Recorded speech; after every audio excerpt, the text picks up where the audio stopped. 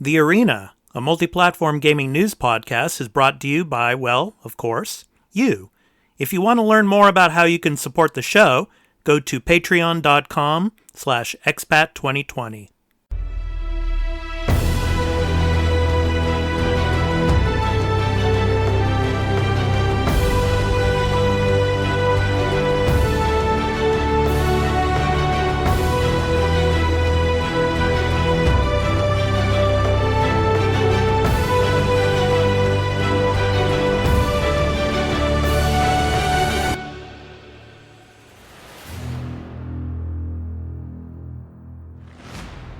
Hey everybody, welcome to The Arena, a multi-platform gaming news podcast. I'm your host, Expat2020, along with my co-host Dan.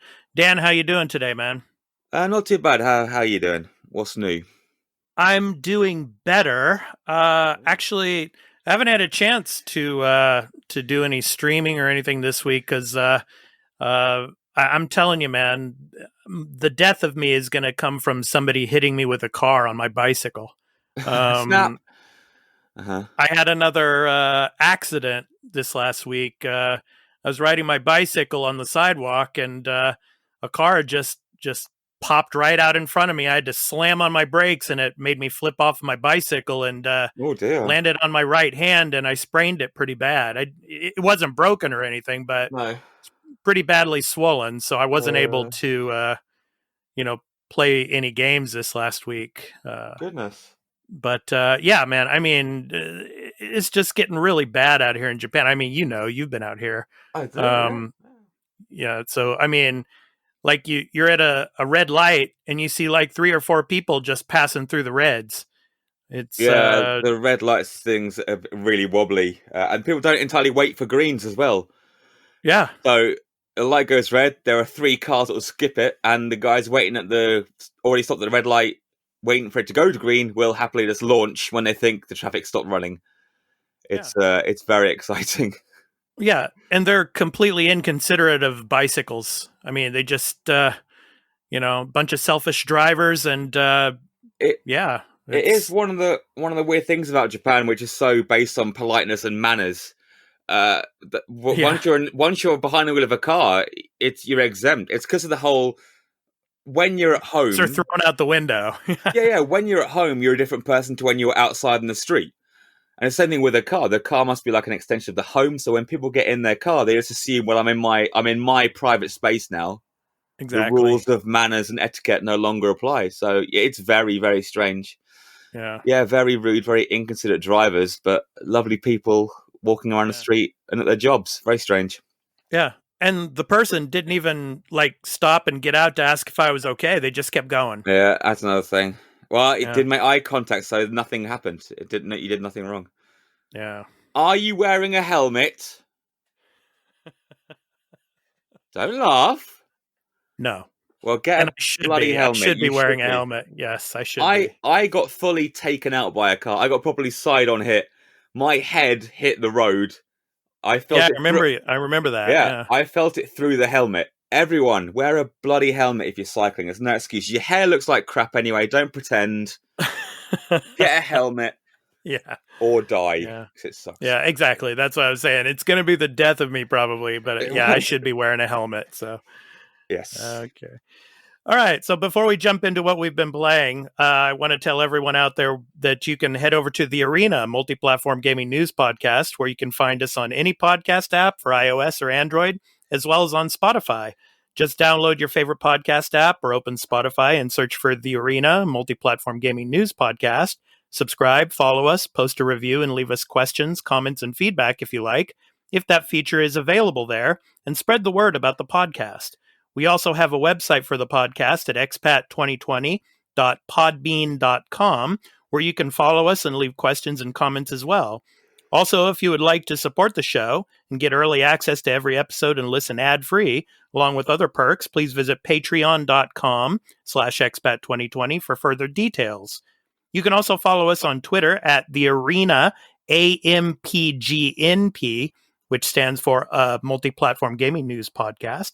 Finally, the podcast will be uploaded to my YouTube channel at Expat2020 Gaming, so you can go there, to listen and subscribe, and click that notification bell for future podcast episodes, and also leave any comments or questions you might have that we might read on a future episode. Now, as I was saying, Dan, the crash I had on my bicycle prevented me, unfortunately, from playing any games this week, but I'll probably be getting back to it. My hand's been, feeling a lot better the past day or now. So, jolly good. So what have you been playing? I've been playing a lot of Mario Brothers Wii Deluxe still, which has been a lot of fun. I've also been playing a lot more Judgment as well. And I've been streaming every time I play Judgment, which is going to slow it right down. But been enjoying that. So how is Judgment? Was it Kimura Takuya, the SMAP figure from Japanese J-pop and the entertainment industry? Yeah. What's his character like in the game? Well, of course, he's a cool as ice private eye detective chap. That's it, really. That's it. He was a top flying lawyer. Then something went wrong, and he's not anymore. Now he's kind of slumming it, and he could easily go back to being what he was, but his sense of ethics, his moral sense, prevents him from doing that, which is weird. But the game's actually still pretty good. It does that thing of Yakuza where, in order to lengthen the game out, again, because the maps are very limited size, the objectives are always on the exact opposite ends of the map. So you at the northernmost of the map, you'll get a mission saying, "Hey, go to the southernmost part of the map." So you go there, and it goes, "Okay, go to the northeast." So you go to the northeast, and it goes, "Okay, now go to the southwest." You're essentially just crisscrossing this map just to lengthen playtime, but just a game of travel. Yeah, it pretty much is. A lot of running around a fictionalized kabukicho, but still, I'm still having lots of fun with it. But yeah, it's going to take me a while to finish it for that reason. That's cool. Cool. Before we get into the news stories, I wanted to ask you: did you see that story about the PS5 faceplates that are going to be coming out? I think in the UK they're actually already starting to sell them for like $40 a pop. Yeah, like in black and like a charcoal gray and blue and so I imagine that's going to be worldwide, and Sony's going to make a ton of money off of those, I think. Maybe, unless they're dodgy third-party ones, which would be, I think those are the ones right now that they're popping out, are the third-party, that don't have any affiliation with Sony, but perhaps not. I didn't know that. Yeah. Okay, let's go ahead and jump into the news story. So the first news story, we talked about this a few weeks ago with Xbox and the Bethesda deal and all, but in an interview with Kotaku, Xbox Phil Spencer, he didn't say that Microsoft would make future Bethesda games console exclusives on the Xbox, but he did emphasize that it could. So when asked if the company would be able to recoup the $7.5 billion it spent on the acquisition without selling Elder Scrolls 6 on PlayStation consoles, Spencer said flat out, yes. Quote, "I don't want to be flip about that," end quote. He continued, quote, "This deal was not done to take games away from another player base like that. Nowhere in the documentation that we put together was, how do we keep other players from playing these games? We want more people to be able to play games, not fewer people to be able to play games.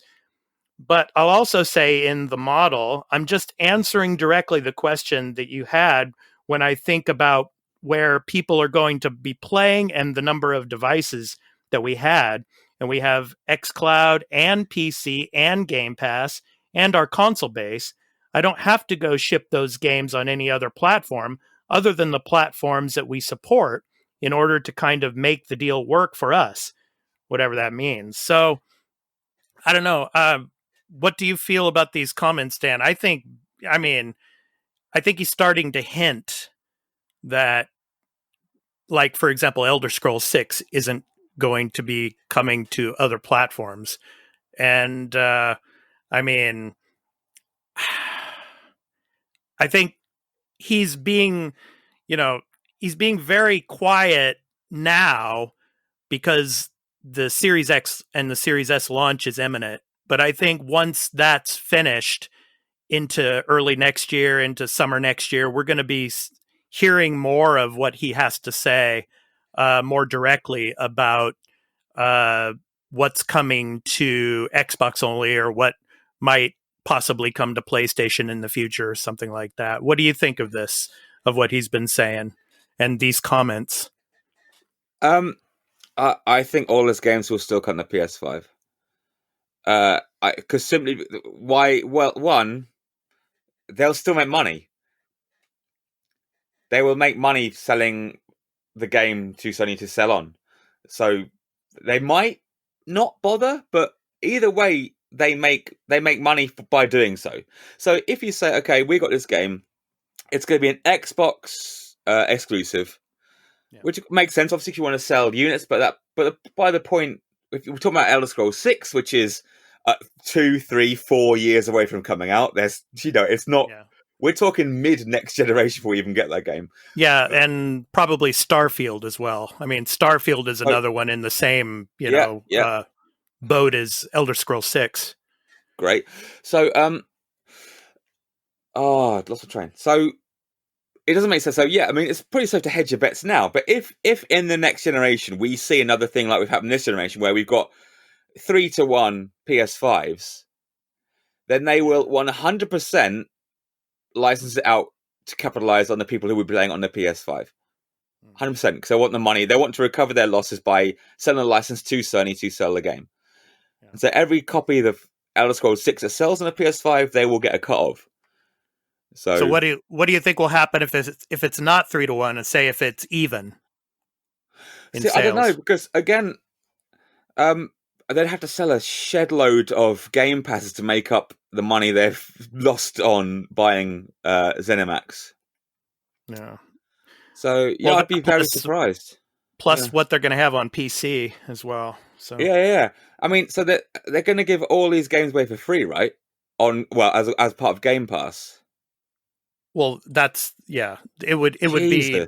You're still. It's technically it's not free. I mean, you're still paying a subscription fee every month. Yeah, but it's like £10. It's a pathetic amount.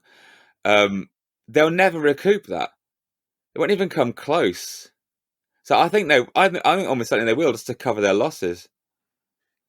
And you've got to factor in, like, ZeniMax, they're not exactly prolific. They don't have like 100 games coming out a year. No. There's like one Elder Scrolls game every freaking generation at this rate. It's pretty bloody slow. They might have they won't have a new Doom for the next couple of years. Now they have DLC for that. Wolfenstein, again, is dead on the ground for a good while. So yeah. To talk about the DLC came out last week, actually. And but it's not on Game Pass. Doom Eternal is on Game Pass, but the DLC is not. Yeah, obviously that's another way around a lot of the stuff they'll be doing. So the game will be on Game Pass, but anything else, DLC, season passes, obviously will be full whack, which makes good sense. Yeah. Okay. Yeah. This will be an interesting story that'll be going on and on into the next generation and probably into next year. So we shall be looking into it and covering it as it happens. Mm-hmm. So next up on the news front,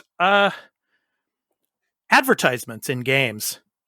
2K Sports had a unfortunate story this week, kind of negative publicity. They recently added unskippable 20-second advertisements that play before matches as a post-release change to NBA 2K21. It's hard to imagine if players are pleased. So the NBA 2K series began back in 1999, was extremely popular among both basketball fans and gamers. And it's one of the few sport game alternatives to EA's near monopoly on the game. And especially on the Madden series for the NFL for American football.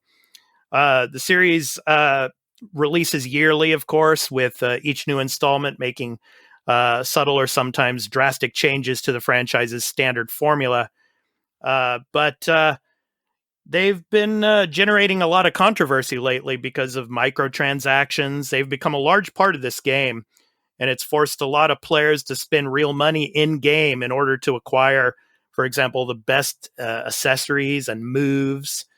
And gameplay also goes relatively unchanged.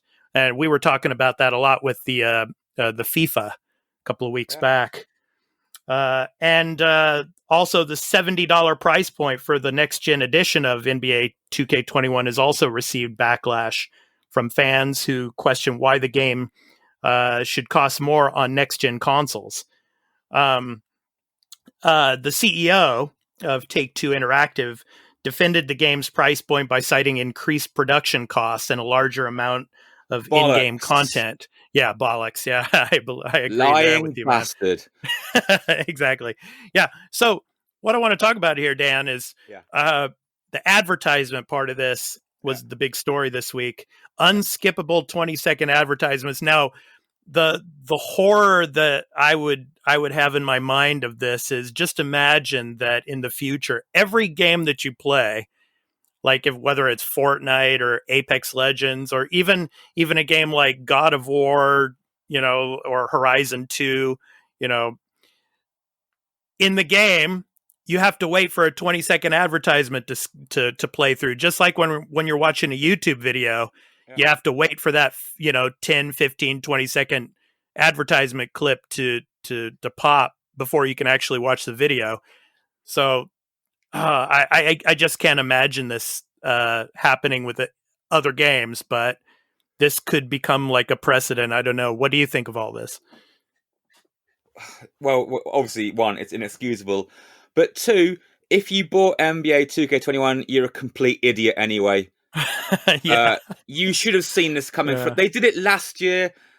Anyone who bought NBA 2K20, the gambling game, which had active frigging fruit machines in it, and then went, you know what, that was brilliant. I'm going to spend 60 quid to get that shit again this year. Yeah. You deserve it. Just like we were talking about with Madden. Yeah. Yeah. Every single year, just buying the new game over and over and over again. It's the same game, man. It's the same game. The only way this will stop happening is if morons stop buying these games. You have to stop buying FIFA. You have to stop buying NBA. You have to stop buying Man. Take a year off. They will see the sales go zero. They will absolutely crap themselves. They will yank all this stuff out. As long as complete mongs keep going, I'll pay 50 quid for FIFA. They're laughing. I've got no sympathy for these people. It's a shame, but... But do you see this happening to the mainstream games as well? No, not a chance. No, not a again, chance. for the same reason, because people will go, "Oh, well, I got burnt by this. I'm not buying anymore. I'm not going to buy a £70 Gears, game or whatever." And it's like, "Oh, I'll sit through a 20 Nike advert." It's not happening. See, this is why I'll say it again. Modern gaming is friggin' horrible. It's only going to get worse. Yeah. Oh, this is. But anyway, exploitation at its finest, man. And this is it. The whole it's 70 quid more because it costs more. Bollocks. It doesn't. I'm sorry. It does that argument holds no water. It does not cost more to make a game. I'm sorry. I'm not having it. Yeah. I completely agree with you, man. If you're a big sports gamer, take 2 to 3 years off. It's the same game. Just take 2 to 3 years off and then buy the next one. Yeah. And then they won't be doing this anymore. Just this complete exploitation of gamers and just sucking them dry of their wallets. Yeah. It's stupid. But whatever. Yeah. Let's just hope it doesn't come to the mainstream games. I think you'll see it. People try it once. I think they'll see the hit in sales. Mind you, we might be seeing already because FIFA 21 or whatever has had the biggest drop off in sales of all the series. I think I read last night. Week 1, week 2 is like an 84% drop. Yeah, which is wow. That's amazing. But again, you won't see it in other games because people will just be too aware of it now. The thing is, what they do now, the cheeky sons of bitches, is they'll release the review copy and they'll review it. And then a week later or 3 days later, they'll patch it to include adverts, which is that's actually illegal in the UK. You're not allowed to do that. That's fully trading standards. That's Trade Descriptions Act. You can't sell something as being something and go, oh, by the way, now it's completely different, and now we've completely added this new mechanic. And I'm amazed they haven't been taken to task for it.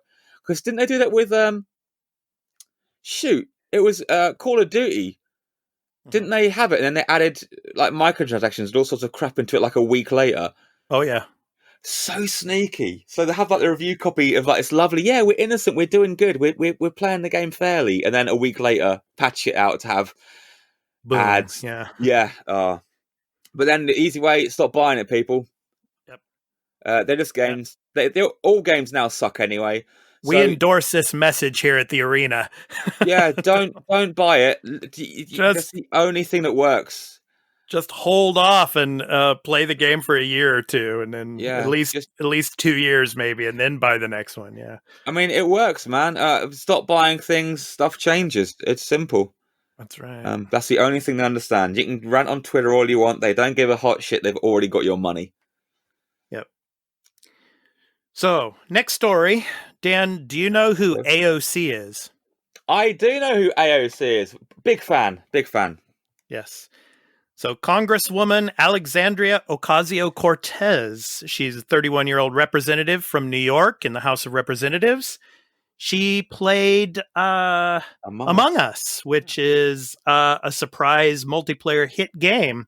It's become popular among Twitch celebrities over the past few months. Yeah. So players, for example, race around a cartoonish ship, completing tasks and trying not to be killed. So almost 700,000 tuned in on Twitch to watch her play with several streamers. She was actually playing with Pikmin, who's one of the most popular Twitch female streamers out there. And she was also playing with fellow Democratic Congresswoman Ilhan Omar of Minnesota. At the broadcast peak, some 440,000 people went to the Twitch stream set up by AOC, while another 200,000 or so followed separate broadcasts by other gaming stars on Twitch. So the evening did have a purpose, actually. Prior to beginning Among Us, AOC urged those watching her Twitch streams to vote in the upcoming presidential election. So basically, she was saying, we're here to vote blue. And she told her crowd before starting to play that we have the ability to vote Trump out of office, to vote for a Biden-Kamala ticket. Let's make sure we change this country.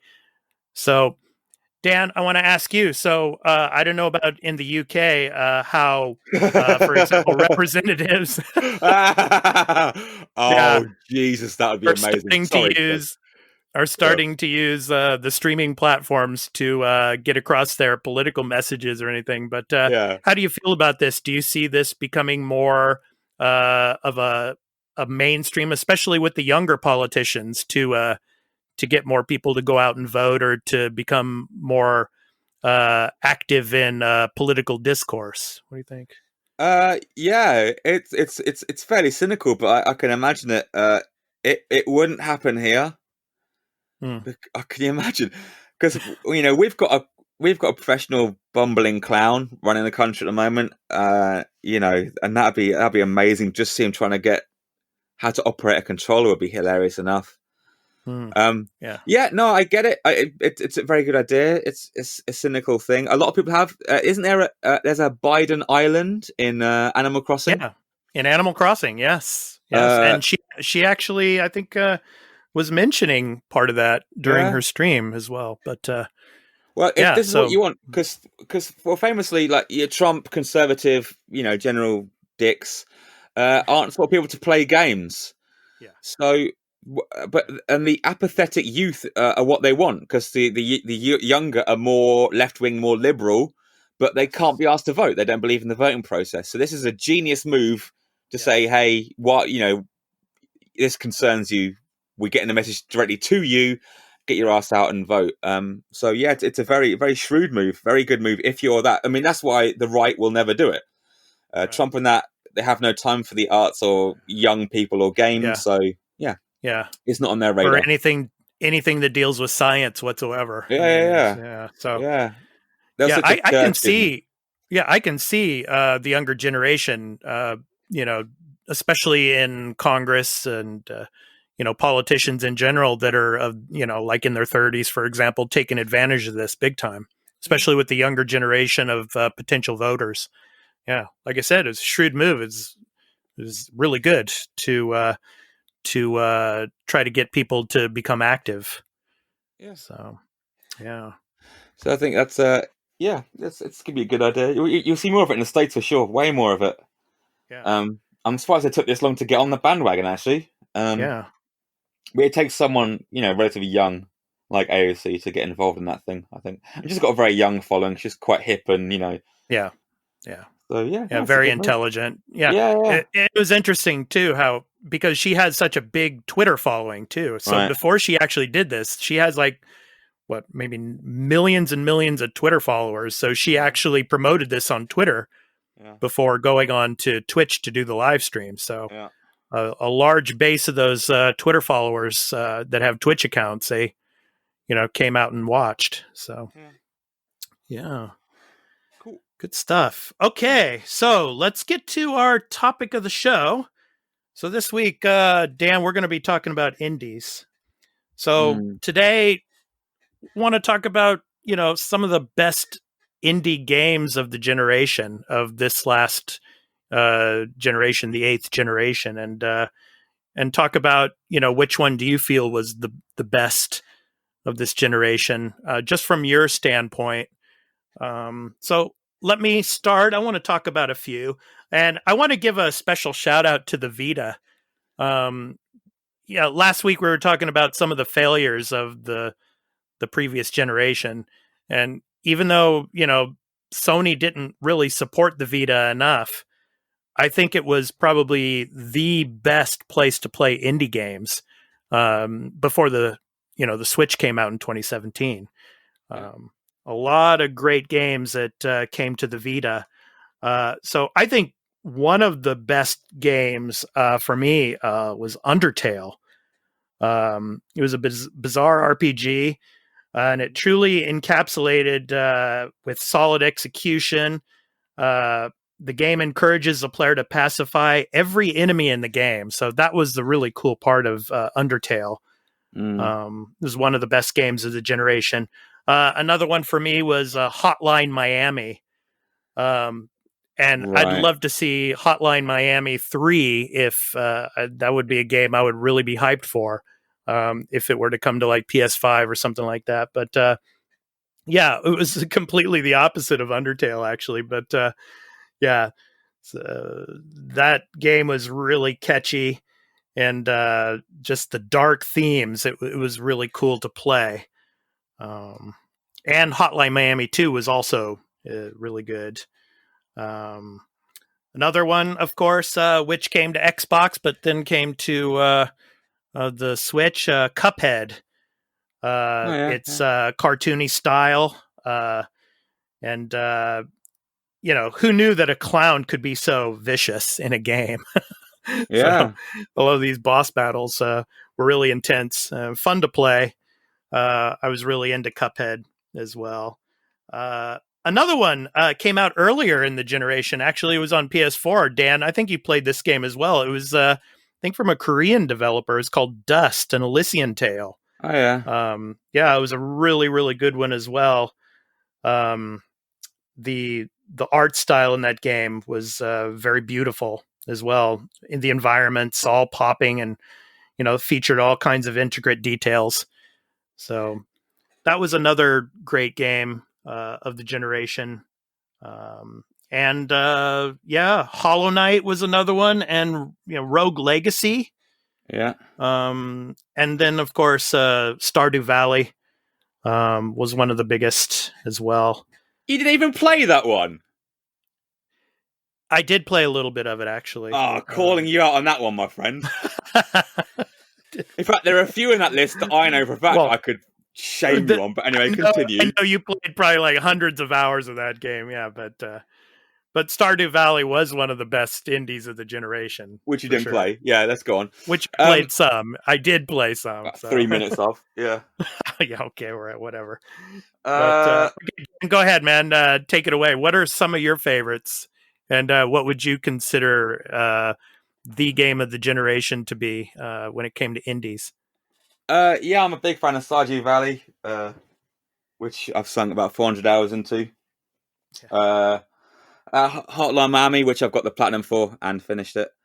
Yeah, they're probably two of my most favourite games. Yeah, there's a few things along the way that I've probably forgotten about, but certainly Stardew Valley was a monumental achievement. Truly a cracking game. Resogun was yes, that was probably one of my one of the earliest of the generation for me. The arcade style indie that was my favorite of the whole generation by far. I loved Resogun. It just reminded me of Defender. Yeah, that was a great one. Yeah. So that's pretty much it for me, really. I mean, yeah, I can't remember many others. Just play so many of them. They all become kind of disposable after a while. Especially with things like PS Plus, giving them away every month. Oh yeah. So yeah, that's the bread and butter of that. So yeah. So do you feel the 8th generation, the generation that we've been in now, has been the best generation for indie games? Yeah, almost certainly. Be interesting to see, going forward, what happens to the indie scene. Yeah, they need powerful machines, but yeah, I wonder what challenges that'll present to the small indie dev team. Be interesting. Yeah, because I remember when you were out here in Japan, when you and I went to TGS, I mean, about 80% of the games were indie. Yeah, they had their little separate building full of them. Yeah, it's amazing. Yeah, it was like that one building adjacent in Makuhari Messe was just all indie games. Yeah, all indie developers. Yeah. And that's the cool thing about the Switch too. I mean, since once the Vita started to die off and then the Switch came out, you started to see a lot of indie developers and Nintendo making a lot of agreements and porting over their titles over to the Switch. Yeah. The Switch is a perfect piece of hardware to play these indie titles on. And that's going to continue in the upcoming generation, I'm sure.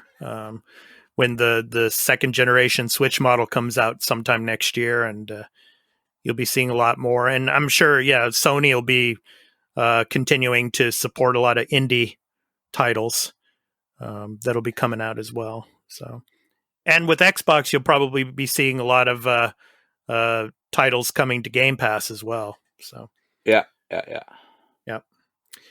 Okay, so that was our topic of the show. So, Dan, it's time for your retro topic of the week. Take it away, man. So, this week, Borat 2 came out. Where's the music, man? Come on. Retro topic of the week. Borat 2 came out this week. Right? Oh. The hilarious Sacha Baron Cohen film. I haven't watched it yet, but I assume it's hilarious. And that got me thinking, because so Borat 2 came out this year.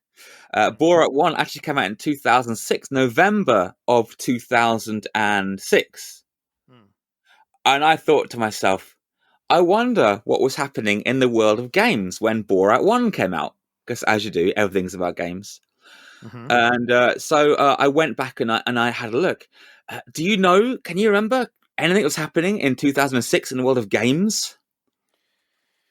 A lot. Yeah, that is true. That's actually very, very accurate. Yeah. Yep. So, there are a lot of games that came out. Well, 2007 was probably one of the best years, actually. But maybe. Yeah. So go ahead. So, in November 2006, the Xbox 360 had already come out. Yes. The Wii was already out at this point in November. The PS3 hadn't come out yet. When Borat 1 came out, we were still 2 and a bit weeks away from the PS3. Yeah. But we were all playing Gears of War, the first one. Yeah. We were playing Rainbow Six Vegas. Yep. We were playing Motorstorm. We could play Twilight Princess, but that was only on import at this point, certainly in the UK at least. We were playing very, very cool things. So I went back and I had a look at some magazines. Because fortunately, a bunch of amazing, beautiful people have started digitizing old magazines. So I went back to see what was happening in the wider world of 2016. And it's so interesting, so quaint now. Go back to look at these old magazines. And fun fact, the UK, in its heyday, had more gaming magazines than anywhere else. We had a phenomenal amount of gaming magazines going at the time. Yeah, they surpassed the US, yeah. Well, yeah, because, I mean, we had, like, loads of stuff going. Like, cause we still had some of the micros kicking around and the 16-bit home computers kicking around, so they had their magazines as well. So we had loads of magazines. Pop quiz.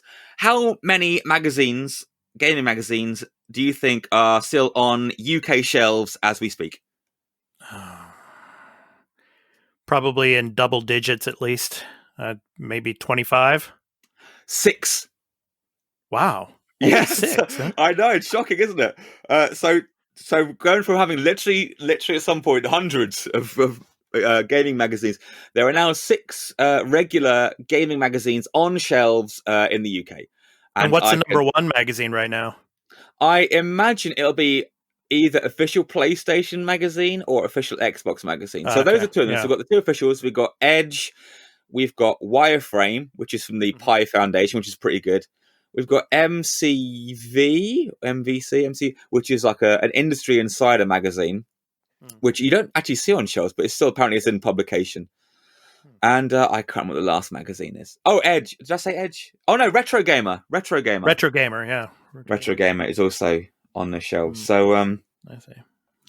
Yeah, so if you're interested, and I find it fascinating, I regularly download and read old gaming magazines because I think it's very interesting, particularly in the 90s, because late 90s, you started actually, that was the birth of the actual gaming journalist. I mean, again, I can't put enough quotation marks around the word journalist because literally anyone could do it. And I think if you decide you are a gamer journalist, you're probably a dick with very little to actually say about games.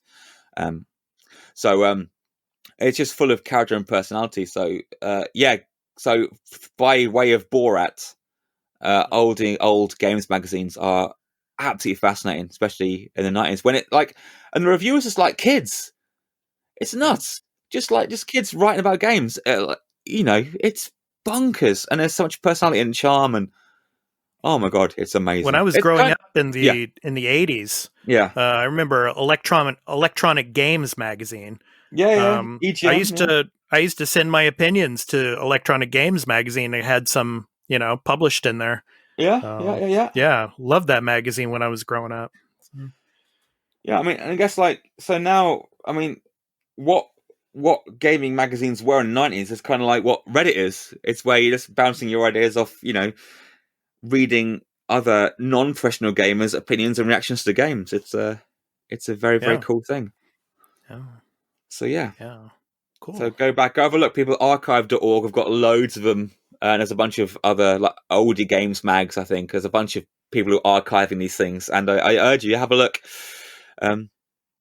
what was happening. It's fascinating. Yeah. So here in Japan, I mean, if you go to some of the bookstores. Oh my God. Yeah. They have lots of gaming magazines also, but a lot of the magazines are dedicated to mobile gaming, but there's still a lot of gaming magazines on the shelves. Japan. And if you go to Kinokuniya, for example, like in Shinjuku or, any Kinokuniya outlet, you'll find a lot of gaming magazines in there. Japan is amazing for printed media because they still have phenomenal amounts of magazines about everything. They have magazines about magazines. Yeah, they have magazines about cheats. They have magazines in games. Yeah, they have magazines about other magazines. They have magazines about restaurants. They have magazines about books. They have magazines. They have, you name it. There's a magazine. Anything you can think of. Yeah, it's incredible. It's amazing to see in this day and age. I guess it's still the whole semi-distrust of the internet, or the fact that it's still not that much of a widely used tool over there, which is bonkers. Yeah, it's like they still use Yahoo. Yeah. That's refuge of Yahoo's Japan. Yep. But people are still buying magazines about, cross stitch and stuff like, and things you can easily learn online for free. They'll buy a magazine. I think it's amazing. It's great. Yeah, it will eventually change though, because the younger generation, they're all digital. Yeah, they're reading they on just their use phones. cell phones. Yeah, Ugh. yeah. So yeah, everything's on the cell phone. So yeah. Their whole life is on the cell phone. Basically, the younger kids. So probably a lot of the the media is going to turn digital for them in the future. But yeah, but right now, if you come out here, man, you can find anything and everything. So, cool. Yeah. Okay. Well, thank you so much, Dan, for the retro topic of the week. So now let's go to our new and upcoming video game releases for the week of October 26th through November 1st. We have 6 games on the list this week. 6 games. So like you were saying, the segment was going to last like 2 hours. Well, we're not there yet, but nearly next week. We're getting there, man. Okay. So the first game on the list, Ghostrunner, comes out on October 27th for PS4, Xbox One, PC, and Nintendo Switch. So Ghostrunner is a hardcore FPP slasher packed with lightning-fast action set in a grim cyberpunk megastructure. Climb Dharma Tower, humanity's last shelter, after a world-ending cataclysm. Make your way up from the bottom to the top, confront the tyrannical Keymaster, and take your revenge. So this game looks pretty cool. Just hardcore slasher, and you're constantly running around. So cool. Yeah. So I would probably play this on PS4, but it's coming out PS4, Xbox One, PC, and Switch. So lovely. Next up, The Legend of Heroes, Trials of Cold Steel 4, an RPG coming out on PS4. And it'll be on other platforms in 2021. Yeah. So the Erebonian Empire is on the brink of all-out war, taking place shortly after the ending of Trials of Cold Steel 3. The heroes of Class 7 find themselves against the full force of the Empire in an attempt to stop its path of total domination. So it's a Japanese-style RPG. So, and it does not have online multiplayer. So that comes out on the 27th. And Metacritic's already given it a score of 81. So not bad. Okay, the next one. This is a big one. October 29th, coming to PS4, Xbox One, PC, Google Stadia, PS5 on November 12th, and the Xbox Series X on November 10th, Watch Dogs Legion. Oh yeah, that's still a thing. Yeah. That's still a thing. In the near future, London is facing its downfall. The people are being oppressed by an all-seeing surveillance state. A corrupt private military corporation controls the streets, and a powerful crime syndicate is preying on the vulnerable. The fate of London lies with you and your ability to recruit a resistance to fight back. So Watch Dogs Legion delivers a never-before-seen gameplay innovation that allows you to recruit and play as anyone you see in the iconic city of London. So yeah, if I get this game to play, I'm probably not going to play it day one, but whenever I do get this game, I'm going to recruit a whole legion of obachangs. Yeah, that's the way to do it. And for all of you out there that don't understand Japanese, obachang means like a grandmother. A person of grandmother's age. So, so that comes out on the 29th. Okay. Next up, the Dark Pictures anthology, Little Hope, comes out on October 30th. So, Man of Medan was the first game in this anthology. So, Little Hope is the next one. Comes out on the 30th for PS4, Xbox One, and PC. So, abandoned and all alone, 4 college students and their teacher become stranded in an isolated town miles from anywhere after their bus crashes in bad weather. Trapped by a mysterious fog in the town of Little Hope, they search desperately for a means of escape, whilst visions from the past haunt them from the shadows. So, I mean, this game is basically kind of like the Salem witch trials of, back in like the 16th, 17th century in the East Coast of the United States. So I think in this game, there's several flashbacks to the Salem witch trials because of the area, the location that they're in. So seems pretty promising, I think. Similar to Man of Medan, it's one of those games where whatever choices you make will have consequences to how the story ends, and there'll be multiple endings, I'm sure. So, yeah. Also on PC and Xbox One and PlayStation. So October 30th for Little Hope. Okay. And next on the list, it's exclusive to Nintendo Switch. Comes out on the 30th of October. Pikmin 3 Deluxe. Pikmin 3 Deluxe is coming, Dan. Yeah. That'll be good. So, no mission is too big for the tiny Pikmin. Touch down on a world of rich adventure with Pikmin 3 Deluxe for the Nintendo Switch. Command a capable crop of tiny creatures and explore a hostile planet in this exciting blend of action and strategy. So, it will have no online multiplayer. It's a strategy real-time general.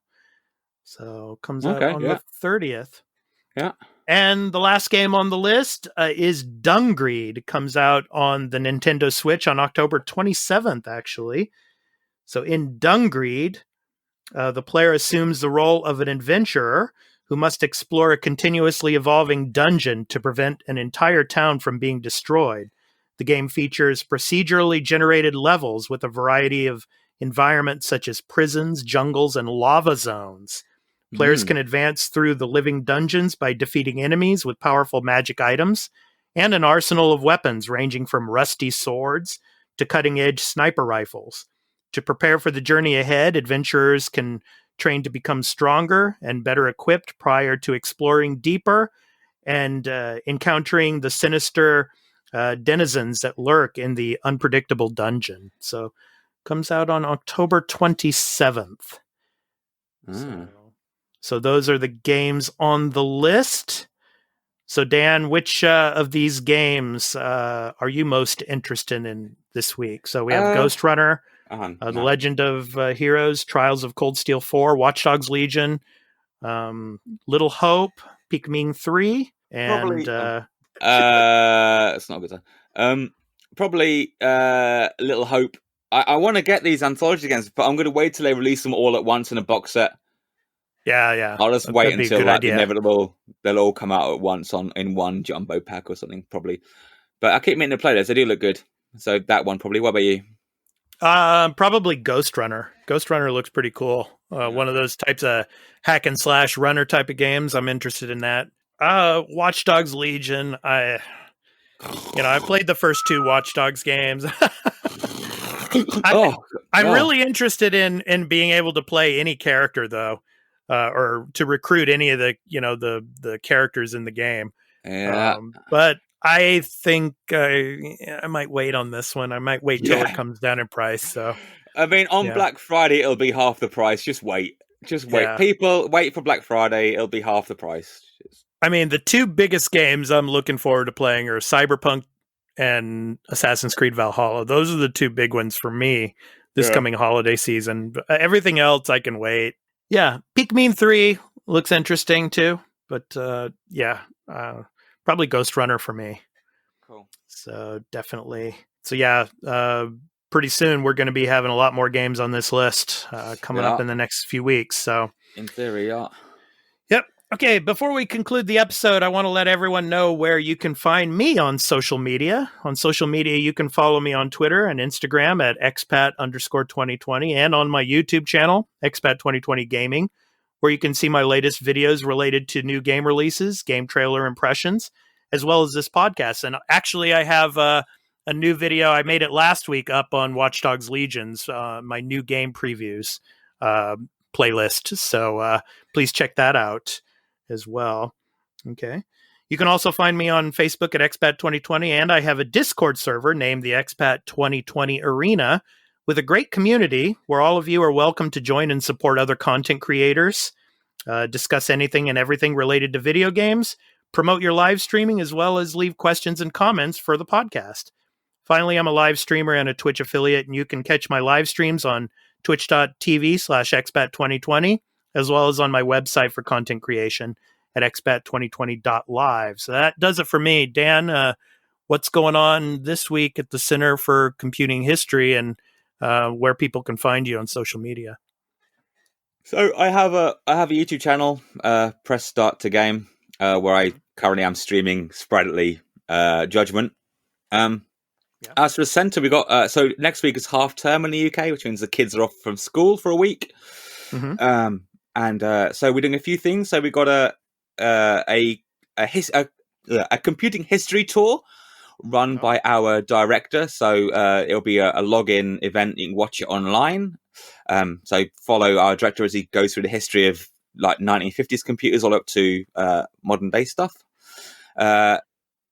Adrian and we are doing a history of gaming tour. So if you're interested in the history of gaming and a bit of a wry look, and particularly in the UK, of how we came to where we are now, you can watch that. Also, Adrian and I are doing a spooky gaming history tour, kind of one for maybe the more younger gamer. Talk about some gaming spooks and scares in the early years up until. So we're going from VCS up until about probably about GameCube or so, maybe Xbox 360. And I'm doing a virtual coding lesson on the morning of Halloween. We're going to make a game called Spong, which is Spooky Pong. Information about all these things can be found at computinghistory.org.uk. Just look at the events, and it's all on there. And come watch me flounder on the internet. That'd be cool. That's it. You're not going to flounder, my man. Oh dear, I hope not. A bit scared. All right, thanks, Dan, man. Appreciate it. So, to end the show today, we do our indie recording artist spotlight. And this week is music producer and sound designer Raz Burg from his album titled Stay on the Move. And the song is called Deep Horizon. So this has been The Arena, a multi-platform gaming news podcast. I'm your host, Expat2020. Along with my co-host, Dan, we hope to see you in the next one. So take care, everyone. Peace out. Bye.